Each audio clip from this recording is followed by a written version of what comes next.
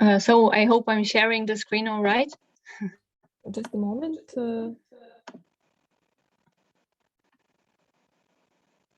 Yes, we see. Okay, great. So hello everyone. My name is Nadja, and I work at the Research Center for Agriculture in Italy. But the work I'm going to present here was actually done on a voluntary basis within the project on mapping agroecological initiatives in Europe. So I don't know how many of you know that, but South Tyrol is a region characterized by very intensive production of apple fruit, especially in the valleys. So the health, environmental, and socioeconomic concerns linked to intensive agriculture are also very important topic in South Tyrol. In general, the general problem in Europe, not just in South Tyrol, is that there's currently little standardized information on the actual state or the level of implementation of agroecology in different regions. And this lack of the information often hinders the adoption of suitable policies that would facilitate the agroecological transition in Europe. So the goals of the research activities of the project were to map the different initiatives, but also policies in different parts of Europe, and also to create a network that would facilitate the exchange of know-how. So the expected outcome is also a report with detailed info on the current stages, and then info on which agroecological practices are applied and to what extent, and also with model examples of successful initiatives that serve as an inspiration of what could be achieved. The current work is actually a continuation of the previous project conducted in 11 European countries. And here is a schematic representation showing the different partners at national, so Italian level. But of course, to be able to compare the different territories, all the project partners use the same methodology. So literature review and identification of key informants, where key informants are the local experts in agroecology. And then followed by the identification of the initiatives and individuation of model initiatives, where we conducted semi-structured interviews. And at the end, we wrote a report that has, however, not been published yet, as some activities are still ongoing. So let's move to the results for South Tyrol. Based on the common methodology, more than 30 initiatives were identified, and the list will be made available to the public in order to make the initiatives applying agroecological principles in South Tyrol discoverable to the public. And from the list of the initiatives, several model initiatives were selected for detailed analysis based on the previously agreed criteria.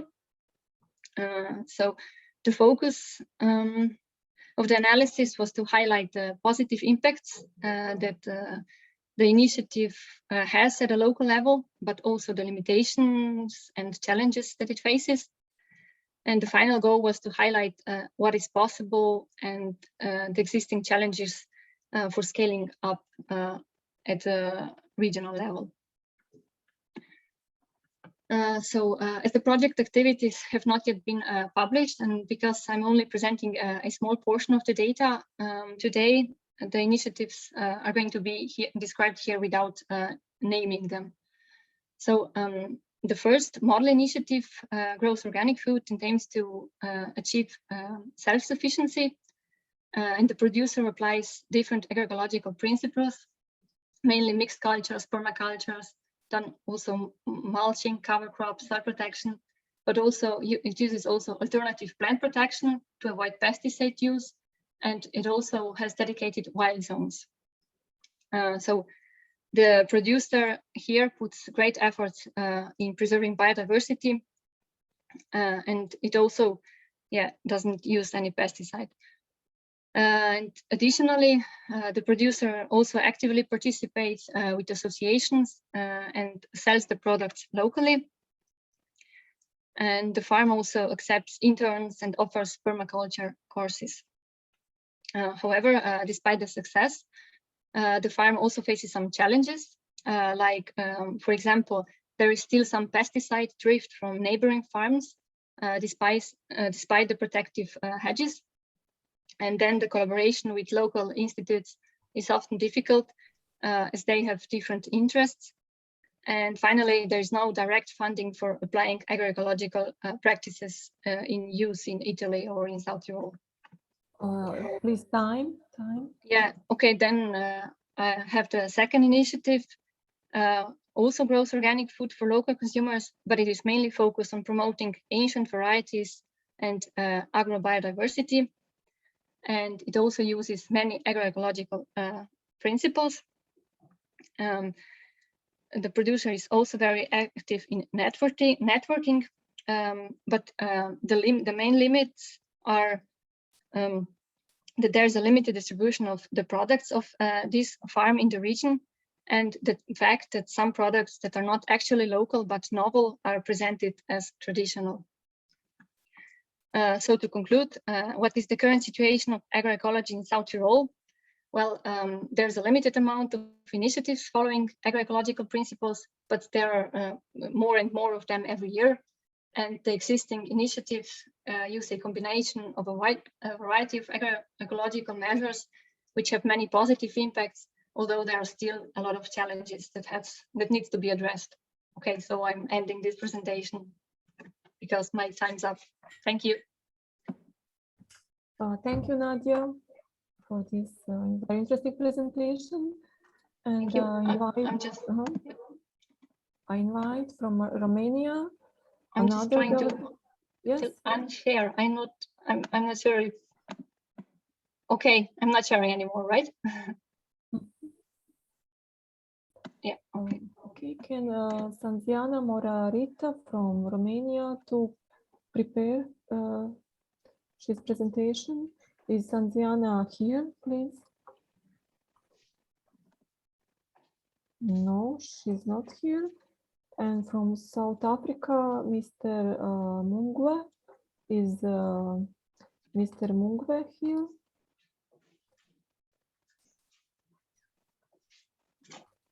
No? He also took the position of host. Maybe we can wait for a few minutes. Okay. Mm-hmm.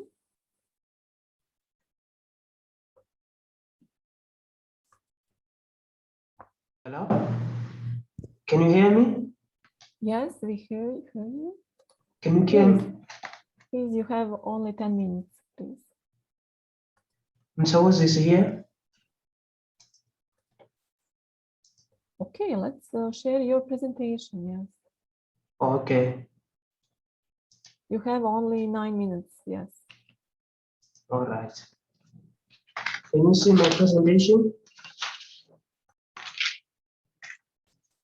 Can you see my presentation? No, we cannot. Okay.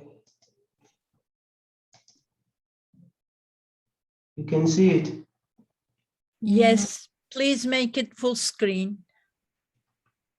Okay.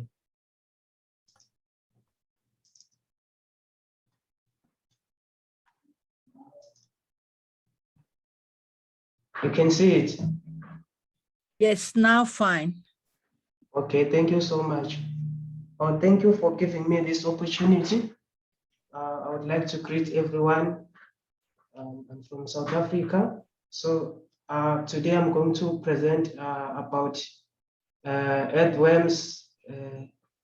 These creatures are very underrated, but they do like so much work for our soils. So the title is DNA barcoding and survey of earthworm species utilized in vermicomposting in the Northern Cape and Cape regions of South Africa. So earthworms are important animals in the soil. They improve the soil fertility and the organic matter. So vermicomposting it's a process whereby earthworms are used to produce organic compost.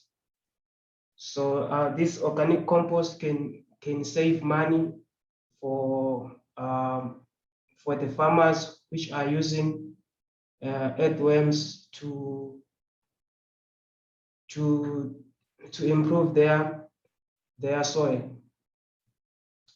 So these are the earthworms that have been identified in South Africa that are used in vermicomposting. So as you can see, most of them, they are exotic. They are only imported from other countries to South Africa. So we don't have like the indigenous vermicomposting that we can use in South Africa. So most of the earthworm farmers assume that they have a Xena array into their hips. So only 2 earthworms have been identified in South Africa. It's Xena array and Peroxy excavators. These earthworms were identified using a molecular work as well as confirming it with taxonomy. So in South Africa, we have a lack of knowledge of the earthworms that are living in captivity as well as the free living earthworms. So the organizations called SAMBI, they made a call to do a research so that we can identify these earthworms. If we have the indigenous earthworms or exotic earthworms for vermicomposting. So these creatures are poorly studied. So there is a gap in knowledge of earthworms used in composting. So it was decided that because it is difficult to identify earthworms using taxonomy or morphological features, so it was decided that we'll focus on DNA barcoding to identify earthworms, and then they will be confirmed to a museum to identify them morphologically. So DNA barcoding tool was used to identify the earthworms that were sampled. So these are the following aims of the study. We wanted to identify the vermicomposting earthworms using DNA barcoding and estimate vermicomposting earthworm species richness, estimate their genetic diversity, and then create a geographical distribution of this of earthworm farmers, and then gather this knowledge and analyze and interpret for the farmers. And then we hypothesize that DNA barcoding will improve vermicomposting earthworms, and we're expecting a less number of different species. And then we are hoping that this will improve the knowledge of vermicomposting industry. So this is just a brief study site where we did a collection of our earthworms, and the earthworms were purchased or they were donated from the farmers which are farming these earthworms, and DNA was extracted from these earthworms, and then it was purified using a nucleospin tissue kit, and 25 worms from each population was studied, and then the DNA was amplified using PCR, and then the confirmation of DNA was confirmed using electrophoresis. So all the samples that we got from an electrophoresis were sent to Inaba biotech company to do the DNA barcoding. So we did a small survey to ask the farmers who are farming these earthworms some few questions so that we can gather information. So this is a predetermined questionnaire that was handed over to the earthworms, to the earthworm farming people, and from the results,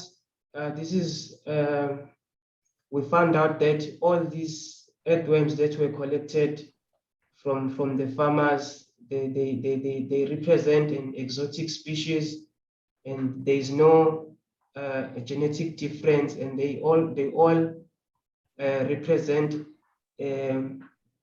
one haplotype, which is available among all the earthworms that were studied, and they all belong to a genus, Vadena. So even the neighboring tree that was generated, it represents that they all belong to Vadena and Ray. So all the earthworms that were studied, they were all identified as Vadena and Ray. So which means there is a possibility that there is an inbreeding, and all the earthworms that are used in South Africa, they belong to one genus and it's only one species. So all the earthworms were misidentified, and so in South Africa, the earthworm industry is highly rejected, and there's a need for trained taxonomists for earthworms, and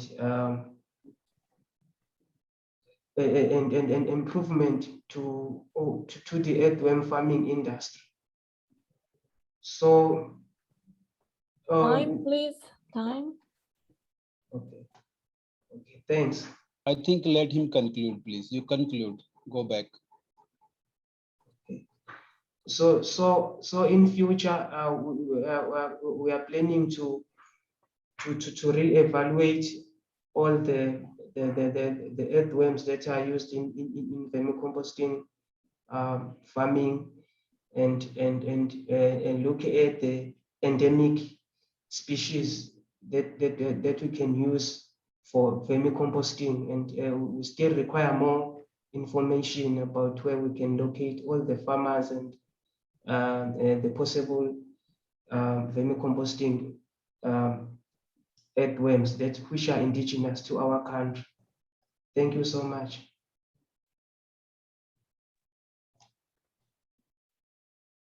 Thank you, Yes. Mr. Mungwe, for this nice presentation about earthworms and the soil organic matter. Please, Professor Uygun. Okay. Thank you. I will just make a very quick summary of the lecture.